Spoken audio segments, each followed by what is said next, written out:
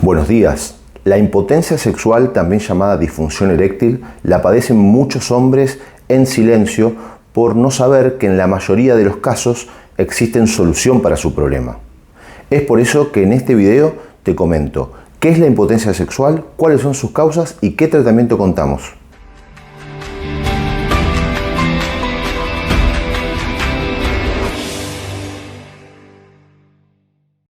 Para entender por qué y cómo tratar la disfunción eréctil, lo primero que tenemos que hacer es entender cómo se da normalmente y fisiológicamente una erección.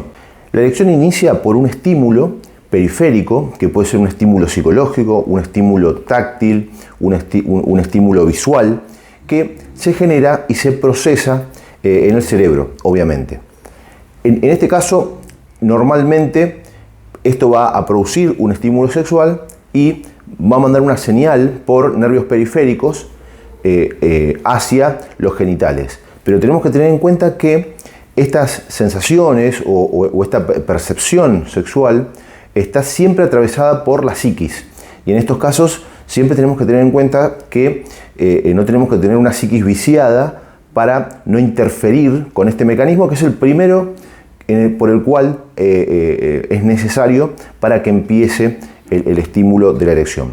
A partir de acá dijimos que van por nervios periféricos que pasan por la columna, por la médula espinal, y estos nervios periféricos llegan a nervios cercanos al pene, que son nervios pudendos, y en sus terminales nerviosas, que son como vesículas chiquititas, se liberan a través de un mecanismo bioquímico el famoso óxido nítrico. Para que ustedes tengan en cuenta, el óxido nítrico es la sustancia por la cual la gran mayoría de los tratamientos farmacológicos o incluso las inyecciones intracavernosas quieren lograr aumentar su nivel a nivel del pene para producir la erección. El óxido nítrico lo que produce es una relajación del músculo liso que tenemos alrededor de las arterias que irrigan el pene.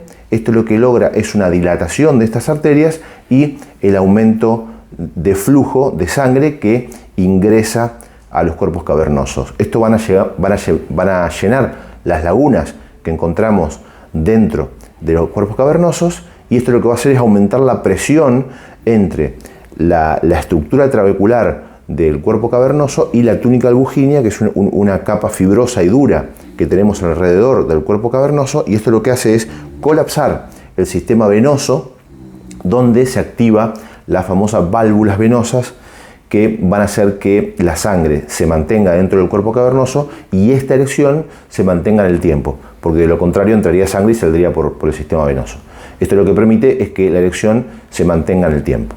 Por otro lado, además, tenemos el sistema hormonal androgénico que tienen todos los varones, que va a estar caracterizada principalmente por la testosterona, que es la principal hormona androgénica que tenemos los varones, que van a estar producidas en gran medida por el testículo y en una pequeña cantidad por la glándula suprarrenal. La función que cumple la hormona testosterona en la parte sexual es extremadamente importante. En primer lugar, lo que estimula la testosterona es la libido. Entonces, en estos casos, siempre va a estar potenciado de manera psicológica y orgánica lo que es el estímulo sexual para iniciar lo que es la erección. Pero también tenemos una importante función de trofismo de todas las estructuras de los cuerpos cavernosos y del pene, que hacen que esta estructura que hablamos anteriormente, incluso el mecanismo valvular, se mantenga en el tiempo, y principalmente con el paso del tiempo, con los traumatismos que pueda tener el cuerpo cavernoso y con la misma edad, que hace que todos los tejidos se vayan deteriorando. Por otro lado, también se sabe al día de hoy que la testosterona tiene una función importantísima en lo que es la producción y la regulación de la producción del óxido nítrico, que dijimos anteriormente, que es la sustancia que termina en definitiva activando la dilatación arterial y por lo tanto la erección normal y fisiológica. Entrando a las causas de disfunción eréctil o impotencia sexual, tenemos que nombrar en primer punto lo que es las causas psicológicas. Como dijimos anteriormente, la interpretación de los estímulos sexuales van a estar siempre atravesados por nuestra cuestión psicológica. Siempre cualquier estímulo patológico o que vaya en contra de la erección puede generar alguna alteración en la fisiología normal de la erección. Por ejemplo, la depresión, la ansiedad, el estrés.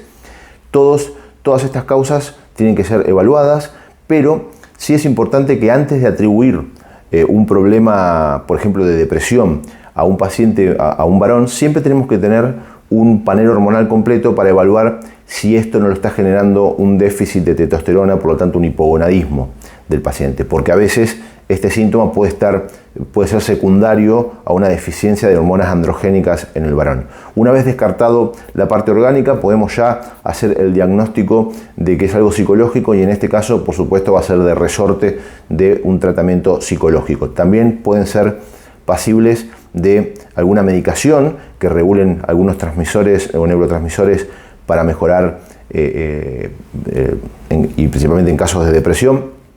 A veces se puede dar también algunos ansiolíticos, pero en este caso también tenemos en cuenta que algunos fármacos juegan en contra para la erección, entonces el psiquiatra junto con el andrólogo tendrán que evaluar cuáles son los fármacos que se pueden dar en este caso. Y en algunos casos solamente con terapias cognitivo-conductuales, que son las más propicias para estos problemas, pueden solucionar el problema.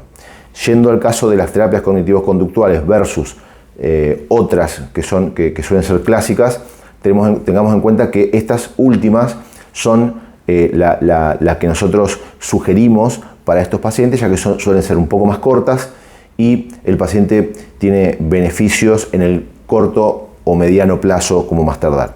Una de las causas muy importantes de disfunción eréctil o impotencia sexual son las causas vasculares. Tenemos que tener en cuenta que las condiciones que favorecen a esta causa son todas las que alteran los vasos arteriales o el endotelio de los vasos arteriales. El endotelio es la parte interna o la capa interna de las arterias que en este caso se produce un daño que va generando el depósito de colesterol, o sea, aterosclerosis, y esto va obstruyendo, primero genera una deficiencia vascular, o sea que no llega bien la sangre y luego ya más adelante directamente la obstruye. Estos casos son los que tienen condiciones en pacientes como es el tabaquismo, el sedentarismo, la hipertensión arterial y también algunas alteraciones metabólicas como la diabetes, por ejemplo, y también, muy importante, la obesidad. ¿Por qué nombro estas dos por separado? Porque estas condiciones no solamente van a generar este depósito de colesterol, como dijimos anteriormente, sino que también van a generar una alteración a nivel hormonal, que lo vamos a ver más adelante, con la deficiencia de algunas hormonas androgénicas. En este caso, la patología vascular llega a un punto, el punto extremo es cuando ya directamente no tenemos ingreso de sangre y en este caso la erección directamente es nula. También tenemos pasos previos donde ya vamos teniendo erecciones que son más débiles y esto justamente nos lleva a activar lo que es la válvula, las válvulas que son las válvulas venosas, que son las que mantienen la sangre adentro del pene, entonces tenemos erecciones que no son lo suficientemente rígidas. Y por otro lado, sin hacer hincapié en las causas de obstrucción arterial, tenemos las causas venosas que se pueden dar simplemente por la edad, o sea, por alteración de la estructura del cuerpo cavernoso, o también se pueden dar por algunos traumatismos y algunas alteraciones congénitas que hagan que en algunos lugares puntuales algunas venas no tengan el mecanismo valvular adecuado para mantener la sangre adentro del pene. Cuando hablamos de causas neurológicas, tenemos que tener en cuenta varias cosas. Primero, que cualquier enfermedad neurológica, como puede ser esclerosis múltiple, Parkinson, ACV o sección medular, por ejemplo, cualquiera de estas patologías que van a afectar en diferentes niveles del sistema nervioso central o periférico, pueden afectar claramente la erección y se tendrá que ver en cada caso cómo se puede actuar ante esto, por supuesto siempre trabajando juntos con el neurólogo o el neurocirujano.